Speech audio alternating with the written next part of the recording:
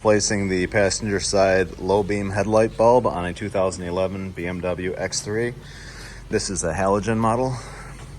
What you want to do on this side is reach in here and push in this little barb with your finger and then pull up on this and just get this out of the way. Or just get it loose. You don't have to go crazy, but just make it so you can get your arm in there a little bit better.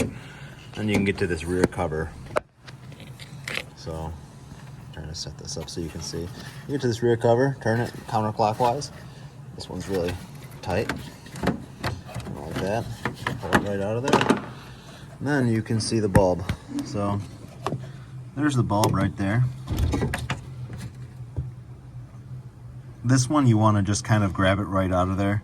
Those little metal fingers are kind of like, they're kind of just spring fingers. And they, you can reach your hand in there and push those in to help release them, or you can just pull the thing straight out. Sometimes they hook really hard, but usually you can reach right in and you can push in those fingers with your hand and release it.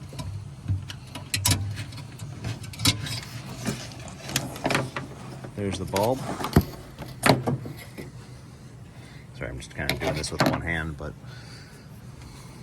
here it is, right here. Now you just grab the bulb right off there, stick the new one in. Make sure when you're installing the new one not to touch the glass. And it just pushes straight in the same way it came out. This one I didn't have to do much anything other than pull on it a little bit and it came right out. But sometimes they're a little bit more of a fight.